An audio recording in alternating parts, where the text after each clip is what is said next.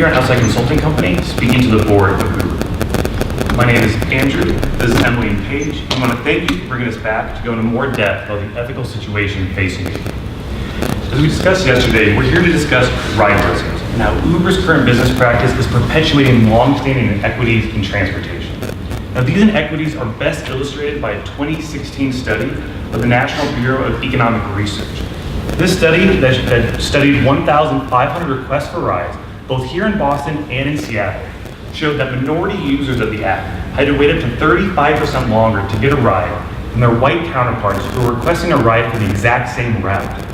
Now, this is predominantly because drivers for Uber see the image of the rider that is calling in for the ride, and they can either accept or decline that ride. And the study showed that drivers were twice as likely to cancel a ride if it came from a minority user than if it came from a white user. Now, obviously, Uber is in a difficult situation. You need to balance the needs and concerns of multiple stakeholders, both the consumers and your contract drivers that are driving their own personal vehicle. So while riders are feeling like they're getting inequitable treatment, drivers also may have some concern for their safety. They might not want to go to a neighbor they're not familiar with. So it's imperative that Uber take the step to notify the drivers of the existing safety mechanism you have in place to keep them safe while they're working, and also that you go further and do more to make your drivers feel comfortable picking up people who live in ride deserts. We're going to go into more detail regarding those steps further in this presentation. Also, it is imperative that Uber look forward to what they can do to improve this based on these two different stakeholders. I'm going to pass it over to Emily to get more in depth in the ethical implication. So you might be shocked by the results of that NBER study. We certainly were. And you might wonder, how is it that these results are possible? It's not like we're actively hiring racist drivers. The answer is implicit bias. Studies show that we're conscious of only about 5% of our brain's activity.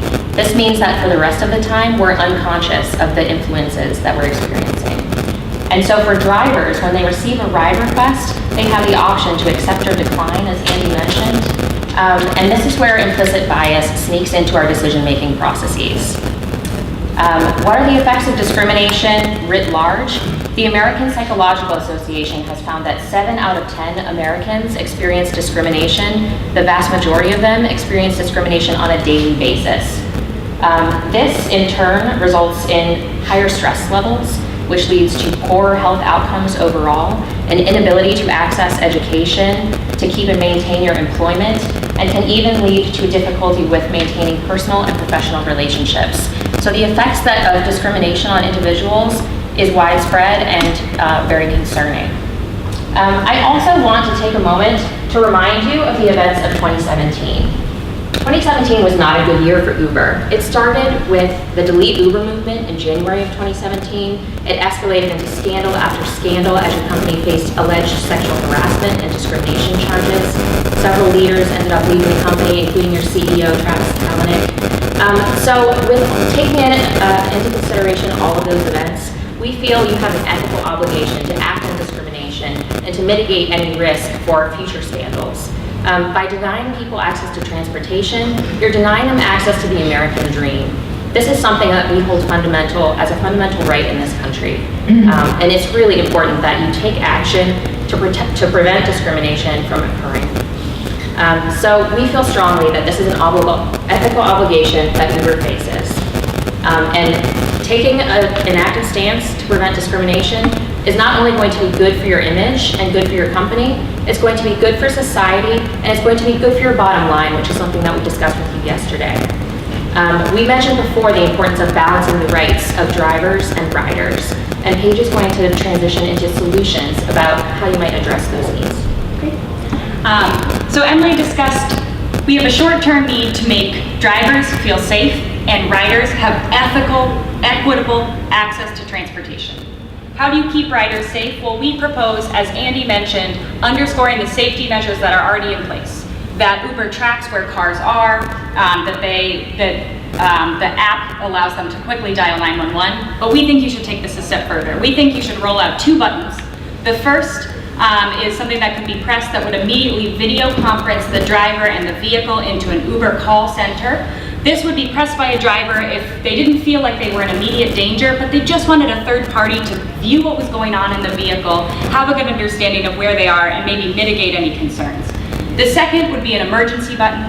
This would ping the immediate location of the vehicle, which Uber already tracks, to local law enforcement and alert them to come out and do an emergency call for that vehicle.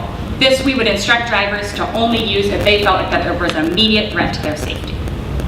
In terms of mitigating the inequalities that riders of color face, we think you should do a few things. The first is that Uber needs to start requiring implicit bias training as part of their registration process. We think you could do this on a mobile-friendly video where we would cover things like the statistics Emily talked about today about how we can think of ourselves as not racist individuals but still have problems with implicit bias. And also, more importantly, have interviews with riders and drivers about how this impacts our community and how to really underscore how we need to take a stance against implicit bias and work to overcome that within ourselves. We also believe that Uber needs to start incentivizing drivers who are willing to have lower cancellation rates and also pick up riders in ride deserts. Your competitor Lyft is already experimenting with incentives for riders, and we believe by lowering the cancellation rates and increasing the number of drivers that are picking up riders in ride deserts will improve the experience for all riders of color and your minority users. We think this should be part of an intensive marketing campaign that will not only fulfill your ethical obligation of alerting people that Uber is looking out for them, but also help your bottom line and repair your brand. In terms of the long-term solution, we want to underscore that Uber is a software company, not a transportation company. And the only thing you own is not cars or employees, it is data. And right now, your company is sharing data with cities, and we applaud you for this. But think about the implications of that. If San Francisco comes to you and says that they want to build a bus stop, and your data includes less information and inaccurate information from people of color, and they build a bus stop based on that data, you are perpetuating transportation inequity. It was Rosa Parks who stood up for her right to fair and equitable transportation that sparked a movement well beyond those bus stores, and you need to take action. We think that by implementing a review of your code system and the way that the computer program processes rides, we think you can overcome some of this racial bias.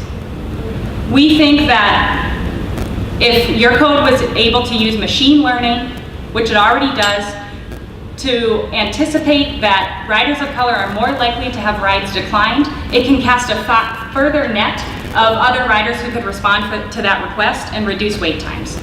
More importantly, Uber needs to view itself as part of an equitable transportation ecosystem. Uber's competitors are not subways and bus stops, it's competitors like Lyft. And so Uber continuing to share data more robustly than it is now with cities and communities to improve the transportation infrastructure is critical to its business model and critical to acting equitably in the transportation space. Uber has always been about finding a way and creating possibilities. It's in your mission statement. And we're asking you to think critically about who you are finding a way for, who are you creating possibilities for. Because everyone, no matter what they look like, deserves a ride. Thank you.